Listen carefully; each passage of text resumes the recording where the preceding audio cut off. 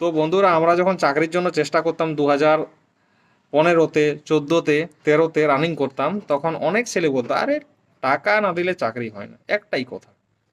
তো তারা একই কথা বলতো, তো আমরাও এই কথাটা ভাবতাম যে হ্যাঁ, টাকা দিলে চাকরি হয়, না হলে হয় না।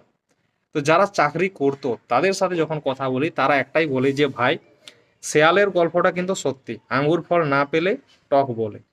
তো সব আঙ্গুর কি টক হয়? মিষ্টিও হয়। আগে তুমি খেয়ে দেখো, সেরকম হচ্ছে ব্যাপার। তুমি পরীক্ষা পাস করো, মাঠ পাস করো, মেডিকেল পাস করো, তারপর তোমার মেরিট হবে। সেখানে মেরিট মানে কি? তোমার সিনিয়রিটি, যে ফার্স্ট হয়েছে প্রাইজটা তো তাকে দিবে, না যে লাস্টে ঢুকেছে তাকে প্রাইজটা দিবে কোনো খেলাতে। ঠিক সেরকম মেরিট হচ্ছে নাম্বার অনুযায়ী তার সিরিয়াল তৈরি হয়। তো ওদের ভ্যাকেন্সি আছে 10টা, পাস করেছে 50টা, তো প্রথমে 10 জনকেই তো দিবে। এখানেই অনেকে বলে যে টাকা দিয়ে চাকরি পেয়েছে। কথা না বুঝে করে অনেকে বাজে কথা বলে। আশা করি কথাটা বুঝতে পেরেছো। চ্যানেলটা সাবস্ক্রাইব করে লাইক কমেন্ট করবে।